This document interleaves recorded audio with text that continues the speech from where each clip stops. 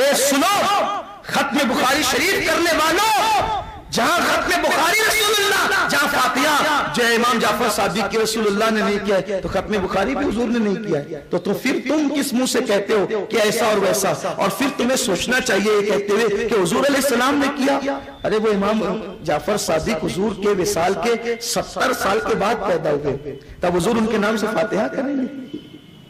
البتہ ایصال ثواب کا ثبوت جو ہے وہ حدیث میں دے دیا گیا ہے، اس لیے ہمیں چاہیے کہ ہم کسی کے کہنے میں نہ آئیں، لیکن ساتھ ہی ساتھ چونکہ ہم سنی ہے اور ہم ہر صحابی کو مانتے ہیں، اس لیے میری آپ سے گزارش ہے کہ 22 رجب کو جب آپ فاتحہ دلائے امام جعفر صادق کے ساتھ ساتھ حضرت امیر معاویہ کا نام بھی اس میں شامل کر لے، کیونکہ حضرت امیر معاویہ رضی اللہ تعالیٰ کا وصال 22 رجب کو ہوا ہے۔ تو یہ فرق سب سے بڑا فرق ہے، رافضی امیر معاویہ کو کافر کہتے گالی دیتے ہیں، اور ہم سنی امام جعفر صادق کے ساتھ حضرت امیر معاویہ کے نام کی فاتحہ بھی اس میں شامل کرتے ہیں۔ حضرت امیر معاویہ وہ ہیں، آپ یاد رکھیں ہم اہل بیت کا بہت احترام کرتے ہیں، لیکن احترام کا مطلب معاذ اللہ کبھی یہ نہ لینا کہ تم صحابہ کو گالیاں دینے لگو۔ امیر معاویہ وہ صحابی ہیں جب دنیا سے جانے لگے تو آپ نے اپنے گھر والوں کو نصیحت فرمائی کہ اے لوگو، وہ پلیت تو نہیں تھا نصیحت کے وقت، وہ وہاں تھا بھی نہیں، یزید کو نصیحت نہیں کی، گھر والوں کو کی۔ تو آپ فرماتے ہیں جب میرا انتقال ہو جائے تو میں نے اپنی نجات کے لیے کچھ سامان اکٹھا کیا ہے۔ دیکھو یہ حضرت امیر معاویہ کا عشق رسول، کہتے ہیں کہ میں نے اپنی نجات کے لیے کچھ سامان اکٹھا کیا ہے۔ لوگوں نے کہا کیا؟ کہا حضور علیہ السلام نے ایک مرتبہ میرے سامنے ناخن تراشے تھے تو میں نے وہ حضور کے ناخن لے لیے تھے، اور حضور کے موئے مبارک میں نے لے لیے تھے، تو جب میرا انتقال ہو جائے تو یہ ناخن، یہ موئے مبارک شریف میری زبان اٹھانا اور زبان کے نیچے رکھ دینا، قیامت کے دن اللہ مجھ سے پوچھے گا معاویہ کیا لایا ہے، عرض کر دوں گا تیرے حبیب کے ناخن کے تراشے لایا، وہی میرے لیے نجات کا ذریعہ ہو جائے گا۔ اور حضرت امیر معاویہ سے یہ ثبوت بھی مل گیا کہ قبر کے اندر تبرکات رکھنا یہ صحابہ کی سنت ہے، یہ صحابہ کا طریقہ ہے۔ بات یاد آتی، بس اختتام پہ عرض کروں، اللہ نے میرے امام جعفر صادق کو کیا شان عطا کی ہے۔ ایک شخص حج کو جاتا ہے اور جاتے جاتے کہتا ہے امام، بس اختتام اسی پر، امام جعفر صادق کون ہے ذرا یاد کر لو اسے، ذہن میں بٹھا لو اسے، چھوڑنا نہیں دامن۔ سنیو اپنا مقدر کتنا عظیم ہے، کتنا عظیم ہے۔ ہم جیسے گنہگار ہوں گے اور شفاعت کرنے کے لیے ہزاروں کھڑے ہوں گے، فرشتہ کہے گا وہ دیکھ جس کی نیاز کرتا تھا وہ جعفر صادق کھڑا ہے، وہ دیکھ اس کا بابا امام باقر کھڑا ہے، وہ دیکھ امام حسن کھڑے ہیں، وہ دیکھ امام حسین کھڑے ہیں، وہ دیکھ غوث الاعظم کھڑے ہیں، وہ دیکھ غریب نواز کھڑے ہیں۔ یارو ایک آسی ہوگا، دامن کتنے ہوں گے، کدھر جائیں ادھر جائیں کہ ادھر جائیں، لوگ تلاش کر رہے ہوں گے کہ کہاں دامن میں چھپے، اور اپنے لیے اتنے دامن اللہ نے پتا فرما دیے کہ اتنے دامن ہوں گے اور آسی اتنے ہوں گے، خدا کی قسم تو سب اپنا ہی اپنا ہوگا۔ اسی لیے تو استاد زمن کہتے ہیں، بڑے مزے میں کہتے ہیں کہ غلام ان کی عنایت سے چین میں ہوں گے، ہم غلام ان کی عنایت سے چین میں ہوں گے، عدو حضور کا آفت میں مبتلا ہوگا۔ بھائیو آپ کسی کے آنے پہ کھڑے ہو جاتے ہیں، اس آنے والے کو کیا ملتا ہے؟ کچھ ملتا ہے؟ نہیں ملتا، لیکن محبت کا اظہار ہوتا ہے۔ تو جیسے تم کنڈے کی نیاز کرتے ہو نا، امام جعفر صادق کو بظاہر وہ پوریا نہیں پہنچتی، لیکن یہ محبت کا اظہار ہوتا ہے۔ اگر وہ ہمارے ظاہری زمانے میں ہوتے تو ہم ان کی خدمت کرتے، مہمان بناتے، بہت کچھ کرتے، لیکن ہے کیا امام جعفر صادق؟ ایک شخص حج کو جا رہا ہے، حج کو جاتے ہوئے 40,000 روپے کا امام، یہ میں آپ کے پاس رکھ کے جاتا ہوں، واپس آ کے لے لوں گا، یا آپ ایک کام کریں اس 40,000 روپے میں آپ مدینہ منورہ میں کوئی اچھا سا مکان میرے لیے خرید دیں۔ توجہ فرمائیں، میرے نبی کے لاڈلوں کی شان کیا ہے، شان والوں کی شان کیا ہے، قدر والے جانتے ہیں قدر شان اہل بیت۔ یہ 40,000 میں میرے لیے کوئی اچھا سا مکان خرید دیں۔ امام جعفر صادق نے لیا، وہ چلا گیا حج کو، انہوں نے وہ سارے پیسے غریبوں میں تقسیم کر دی، سب تقسیم کر دی، اس لیے کہ ہماری دولت ہماری نہیں ہے، یہ سب حضور کی ہے، اور حضور کی ہے تو حضور کی آل اس میں جتنا چاہے تصرف کرے، کون انہیں روکنے والا ہے؟ مالک کی اولاد بھی مالک ہوتی، آقا کی اولاد بھی آقا ہوتی، سب خرچہ کر ڈالا۔ وہ آیا، حضور خرید دیا مکان، کہاں؟ بالکل خریدا، لیکن مدینے میں نہیں، جنت میں خریدا ہے۔ اور کہاں خریدا ہے تجھے معلوم ہے؟ جس کی ایک دیوار کا کونا حضور کے گھر سے ملتا ہے، مدینے جو ہے وہ جنت کے اندر، مدینے منورہ میں نہیں، جنت میں تیرا مکان میں نے وہاں خریدا، جس کا ایک کونا حضور کے مکان سے، جس مکان میں محل میں حضور رہیں گے جنت میں، تیرے مکان کا ایک کونا ان کے مکان سے ملتا ہے، دوسرا کونا مولا علی کے مکان سے ملتا ہے، تیسرا کونا امام حسن کے مکان سے ملتا ہے، اور چوتھا کونا امام حسین کے محل سے ملتا ہے۔ اس نے کہا امام آپ نے کہہ دیا، میں نے مان لیا، ساری چیز تو ماننے کی ہے۔ وہ کہتا ہاں آپ نے کھا لیا اور آپ کہہ رہے ہیں معاذ اللہ کہ جنت میں خرید دیا، میرے پیسے لاؤ، کچھ نہیں ہوتا ہے، اس لیے کہ ملتا انہی کو ہے جو مان لیتے ہیں۔ نہ ماننے والا تو پھر نوح علیہ السلام کا بیٹا بھی ہو تو وہ جہنم کا ایندھن بنتا ہے۔ ماننے والے بنو، ماننے والے بنو۔ کہ امام آپ نے کہا میں نے مان لیا۔ امام کا دریائے کرم جوش میں آیا، قلم اٹھایا، کاغذ پہ لکھ دیا، میں نے فلاں بن فلاں کو جنت میں محل بیچ دیا ہے، جس کے گھر کا ایک کونا حضور کے محل سے، دوسرا کونا مولا علی کے محل سے، تیسرا کونا امام حسن کے محل سے، چوتھا کونا امام حسین کے محل سے ملتا ہے۔ وہ کاغذ لکھ کر کے دے دیا، وہ سینے سے لگا کے لے گیا، اور اس کے بعد اپنی بیٹوں سے کہا دیکھا میرے امام نے 40,000 میں صرف جنت میں وہ محل خریدا ہے کہ جس کے کونے حضور مولا علی امام حسن امام حسین کے کونے سے ملتے ہیں۔ بیٹوں نے لے تو لیا، لیکن بیٹے بیٹے ہوتے ہیں، کچھ کہاں نہیں، لیکن ایک رنگ آتا تھا اور دوسرا رنگ جاتا تھا۔ 40,000 اس زمانے میں 40,000 چلے گئے۔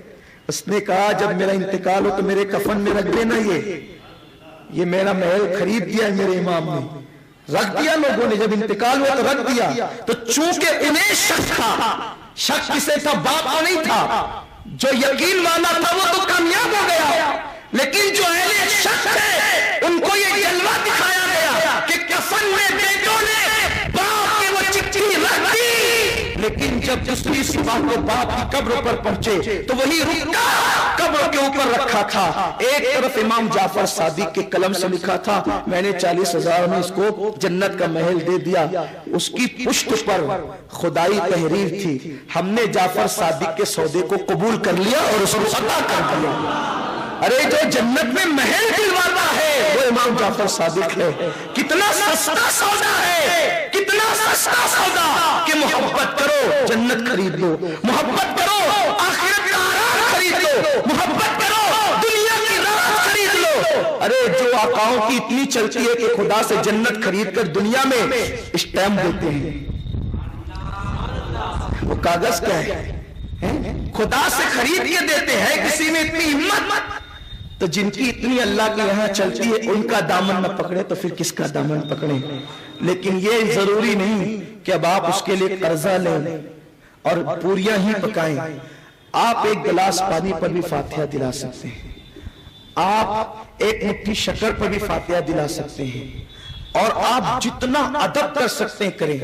کچھ لوگوں کو اس پہ بھی اعتراض ہے، یہ جو ہاتھ مخصوص مقام پہ دھلتے ہیں یہ نہیں ہونا چاہیے، میں اس سے متفق نہیں، میں کہتا ہوں بالکل ہونا چاہیے، میں کہتا ہوں بالکل ہونا چاہیے، اور یہ صرف امام جعفر صادق کی نیاز پر ہی نہیں، یہ غوث پاک کی نیاز پہ بھی ہونا چاہیے، یہ غریب نواز کی نیاز پہ بھی ہونا چاہیے، یہ ہر ولی کی نیاز پہ ہونا چاہیے، اور خاص طور پہ اہل بیت میں جو اولیاء ہیں ان کی نیاز پر خاص طور پہ ہونا چاہیے۔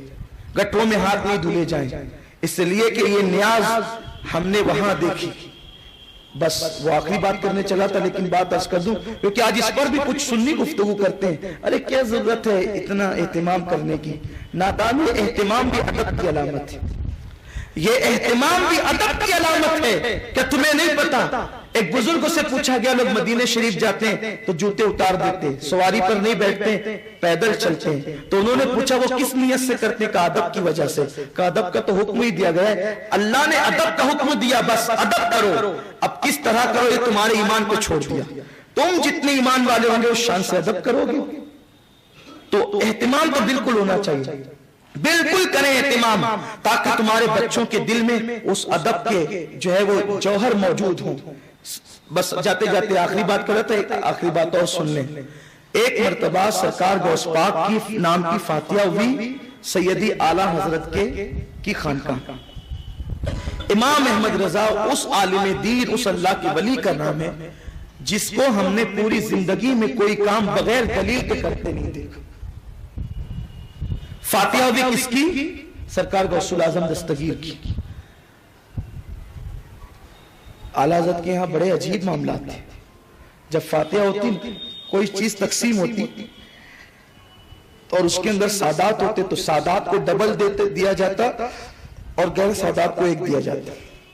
شیرنی میں بھی یہ اہتمام رکھا جاتا، سادات ہو تو ڈبل، عوام ہو تو ایک اور حصہ، اور شیرنی تقسیم کے لیے اکثر سادات کا انتخاب کیا جاتا۔ آپ تھے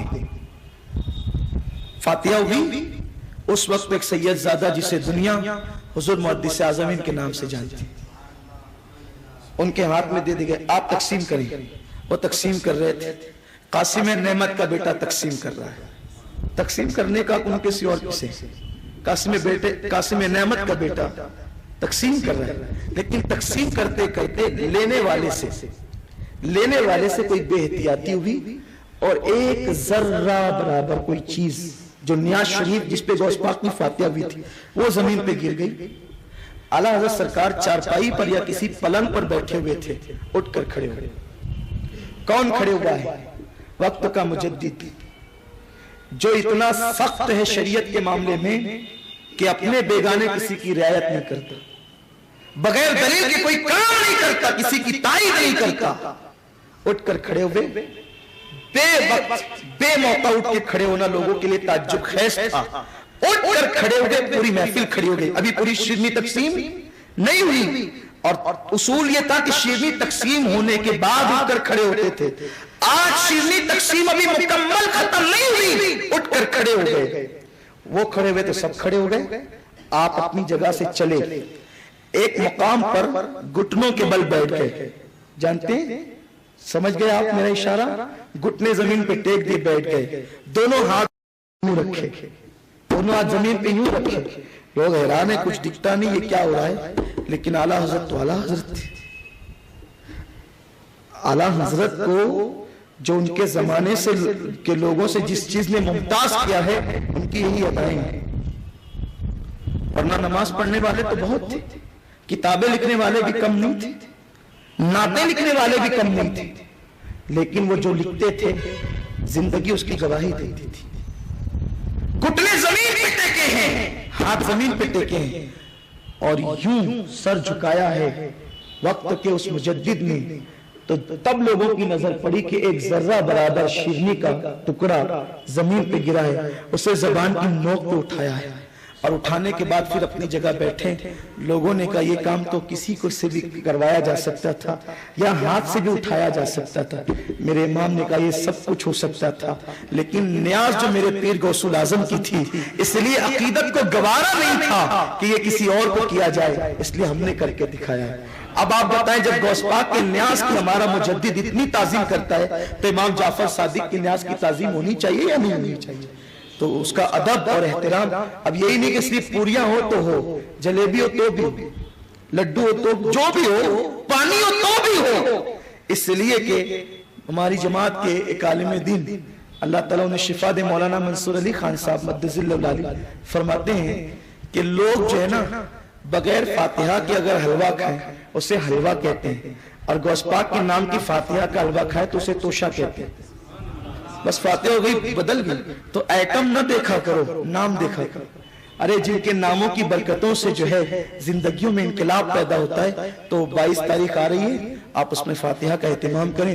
میں جب یہ کہتا ہوں نا کہ فاتحہ دلاؤ تو لوگ کہتے ہیں بھئی آخر اس فاتحہ میں راز کیا ہے کہ اتنا زور دے رہے ہیں آپ کہ فاتحہ دلاؤ فاتحہ دلاؤ. کیا یہ فرض ہے, کیا یہ واجب ہے؟ نہیں, فرض واجب نہیں ہے. میں اپنی قوم کو راحت میں دیکھنا چاہتا ہوں, سکون میں دیکھنا چاہتا ہوں, اور قوم کو سکون اس وقت ملتا ہے جب بلائیں بھاگتی ہے. اور بلائیں کب بھاگتی ہے؟ جب نبی کی آل کے نام پڑے جاتے ہیں تب بلائیں بھاگتی ہے. تو ہم